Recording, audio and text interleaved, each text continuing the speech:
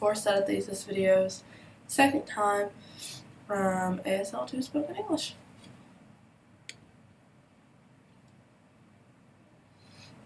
There was this war going on in Vietnam, and people could get drafted and go to Vietnam. And I thought, ooh, I can go to the Naval Academy, get a free education, don't have to get a summer job, and I don't have to worry about getting drafted to go to Vietnam. Every guy in my family since the Civil War has been in the military. You know, it wasn't a requirement. It was something that I wanted to do. It was a way that I thought I could give back to my community. It was partly to do with my mother.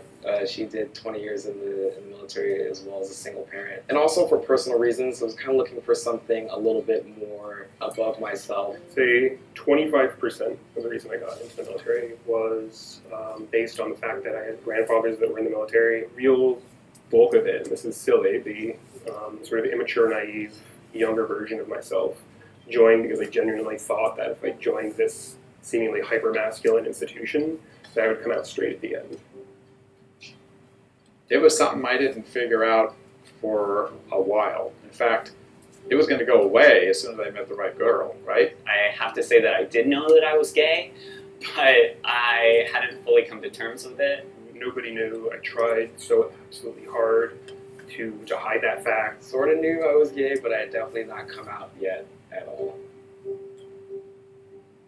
For don't ask, don't tell, there were no rules. Real rules were you didn't park your car anywhere near a gay bar.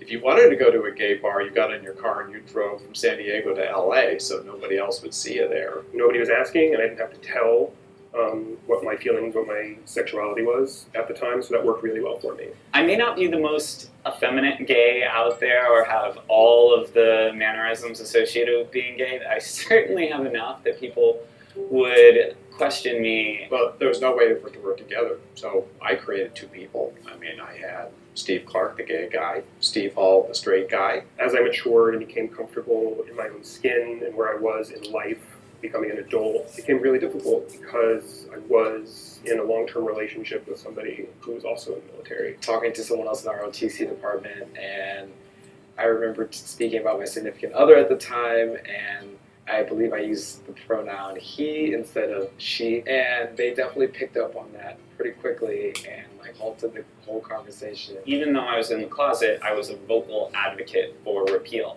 And a lot of people said that that was wrong. A lot of people actually took me aside and told me that I was going to get myself in trouble by advocating for repeal, because even the thought of advocating for equality was evidence enough that you were gay to some people.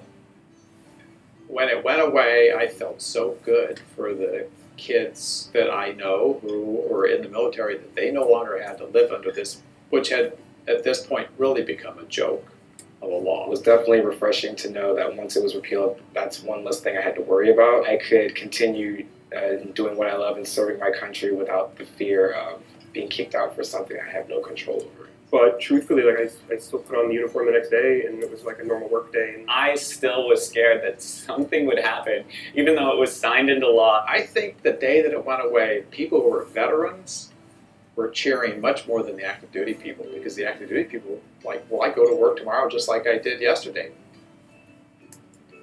You absolutely adore the work you're doing. You're working with really, really good people, and you have to make a choice. Do I leave all of that because I'm tired of my personal life sucking, or am I going to continue trying to build myself into a more important position that maybe someday I can do something about this? Whatever you want to call it, there's a greater good that we should all be striving for. Some people would ask me why I joined the military in the first place if I knew it was somewhere that didn't accept people like me. So to me, in this case, doing what was right was really just being myself and not being afraid to be a part of an organization which initially wouldn't accept me, because it would never accept people like me if there weren't examples and people there at the beginning to lead the way.